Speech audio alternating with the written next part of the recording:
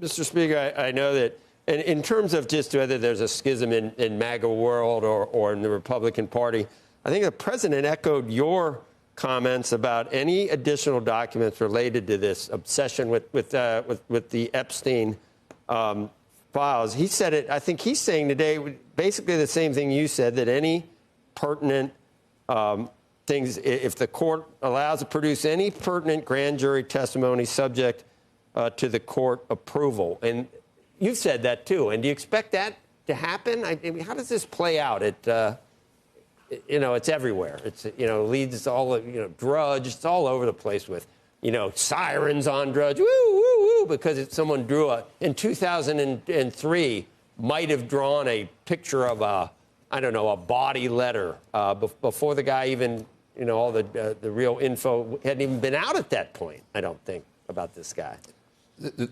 The president and I talked about that ridiculous allegation this morning. He said it's patently absurd. He's never drawn such a picture. He's never thought of drawing such a picture. And he said, did you see the language of this bogus supposed communication or card or something I supposedly sent to Epstein? He said, I don't talk like that. I don't think like that. They're literally making things up. And he's so frustrated by it.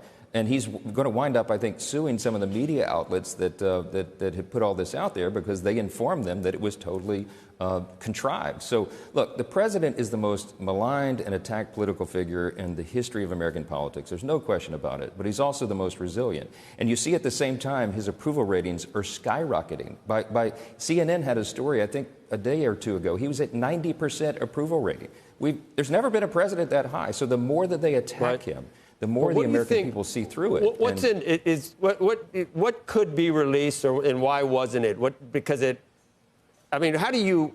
I don't know whether you have no more information than I do, but what do you think was going on when it looked like something was going to come out? Then, there's nothing to release, and from a PR standpoint, that was I don't know, that it wasn't great the way it was handled. Is there more to come out? Will it come out? Are you in favor of it coming out? I am. Look, I've been on record repeatedly. I've never seen all of the Epstein files. It's outside my lane. I mean, I'm running the House. This is over at DOJ. But what I believe in is maximum transparency, and so does President Trump, and that's what he said. He says it many different ways, many different times, but we want all credible evidence to be put out there for the American people. Reagan used to remind us to trust the American people. They're smarter than anybody gives them credit for, and I believe people can draw their own conclusions about that, but they have to have the documents. Now, at the same time, I think the interest here and the concern and, frankly, the duty, the responsibility is to protect the innocent, right? So if you have minors who are victims of sex trafficking, heaven forbid, child predatory activity, you can't have their names out there, right? So the courts and law enforcement and government agencies have a custom of protecting the innocent, bogus allegations that would be made against people that can't be authenticated, so that's the concern. They're trying to thread that needle because the Department of Justice does have a responsibility to make sure those people's lives are not destroyed. Imagine if their names came out on a list. Immediately, the media and social media would pounce on these people, and it would be lasting and permanent damage. So they've got to be very careful. But aside from that, aside from the things that would be, held back from a court of law, I say put it out there, and I think the president believes the same thing. So, Mr. Speaker, it sounds like there is no daylight right now. The way you're describing it, there is no daylight between what you and the president want released and other Republicans. But there is a portrayal that there is a schism going on in the Republican Party. I mean, Representative Norman sided with Democrats in trying to amend the crypto legislation to force the release of all of the Epstein files. I mean, this is playing out in Congress. And to the extent that this impedes your ability to advance the Republican legislative agenda, how do you repair that rift if it sounds like there is no daylight between what you and the president want released and what other members of Congress want released? Well, and there's no daylight between us and Ralph Norman. I spent hours with Ralph. He's a dear friend yesterday.